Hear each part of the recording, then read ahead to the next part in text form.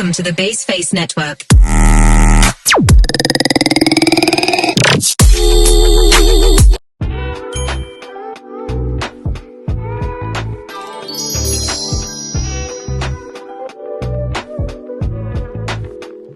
Paradigma adalah suatu kerangka acuan atau model pemikiran yang membentuk landasan dasar untuk memandang dan memahami suatu bidang pengetahuan atau realitas tertentu.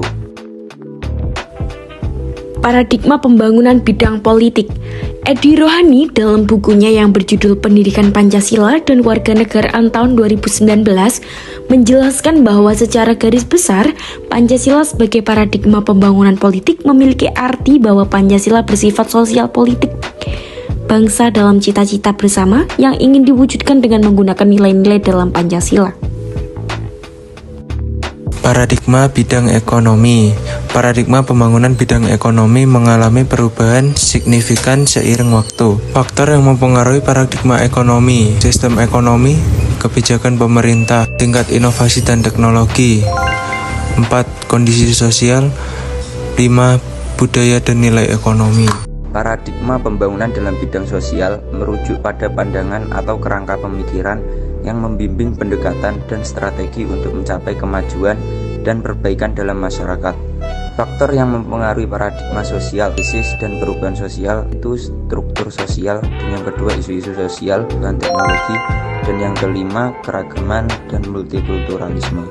Paradigma pembangunan di bidang budaya. Dalam hidup kebudayaan atau budaya sehari-hari sering dikaitkan dengan konsep ras, kebangsaan, atau etnis. Faktor yang mempengaruhi paradigma budaya: perubahan sosial, sejarah dan tradisi. Yang kedua, agama dan kepercayaan. Yang keempat, gaya hidup dan konsumsi. Yang kelima, media dan teknologi. Paradigma pembangunan di bidang hukum mencakup pergeseran pemikiran dan pendekatan dalam pengembangan sistem hukum. Beberapa faktor yang mempengaruhi paradigma hukum. Yang pertama, perkembangan budaya. Yang kedua, perubahan sosial. Yang ketiga, nilai masyarakat. Yang keempat, progres ilmu pengetahuan.